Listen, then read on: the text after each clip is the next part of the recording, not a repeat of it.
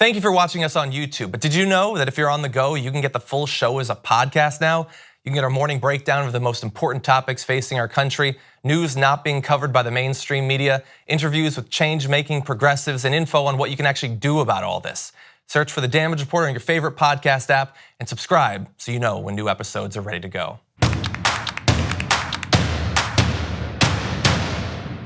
Another instance of a police officer gunning someone down in extremely suspicious circumstances.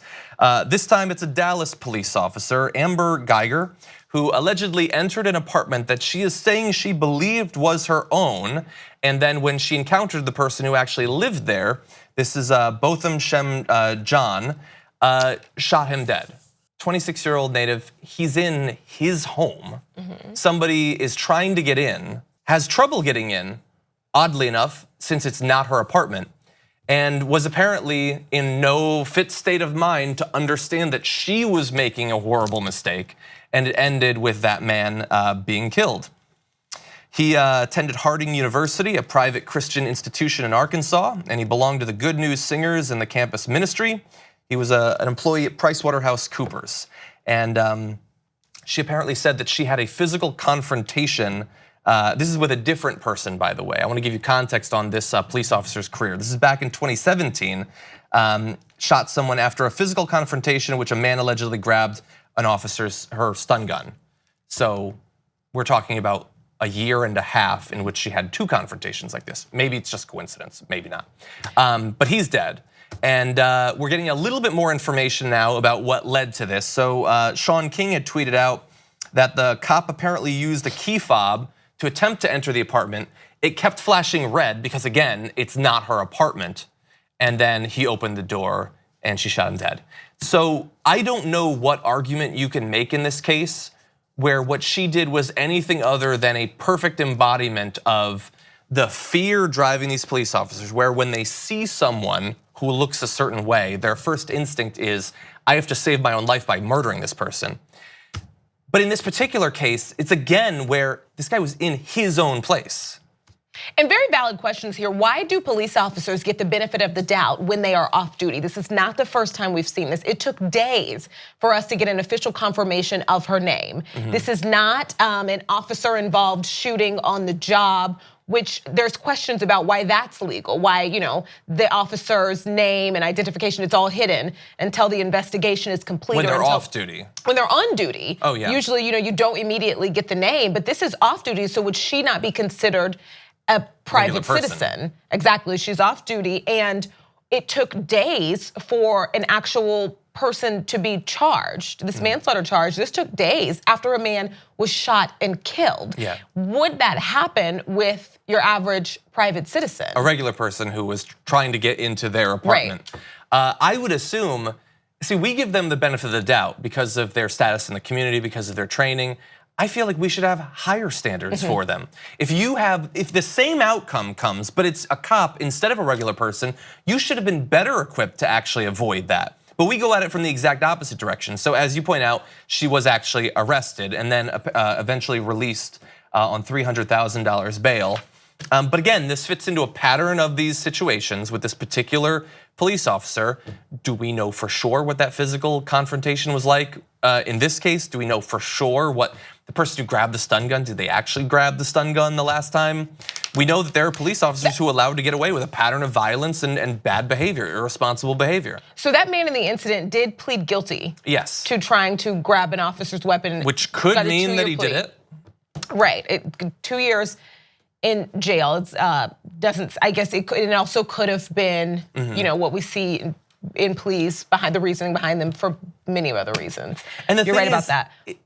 I think there's a question from a lot of people that I saw online. There is something that makes people uncomfortable about a government issued weapon being used on personal time. Yeah. And yes, because let's just say this was just a massive, freak accident. The fact that an off-duty officer always has the option to grab for their government-issued weapon to use it to defend themselves is bothersome to a lot of people because does that make sense? Of course, yeah. And the thing that especially bothers me, so if we look back a few years to Ferguson with Michael Brown, right?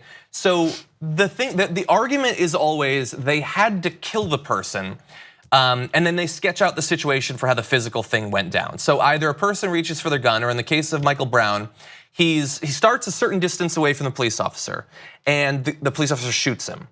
And then they want you to believe that this person, in these cases, was so dead set on killing this cop that even though they had a gun pointed at them, even though they've already been shot, they continue attempting to kill the police officer, which is, to my mind, an impossible situation. No one sees this cop that they don't know and is willing to die just for the chance of getting their hands around the throat of this cop. But that's always how it's described, that this person, even though a gun's being pointed at them, even though they've been shot, even though they might be fatally wounded, all they want in the world is to kill this cop. And then that situation is put out there so that everybody who blindly supports cops says, well, they had to do what they had to do. And also, we always talk about fear for officers, and is that safe? It's not safe. It ends up not being safe for a lot of innocent people in a lot of instances, the officers fear. But in this instance, there's the question of what happened that caused her to be so confused about where she lived. So there's getting off the wrong elevator, getting off the wrong floor on the elevator, walking down a different hallway, and maybe they look the same.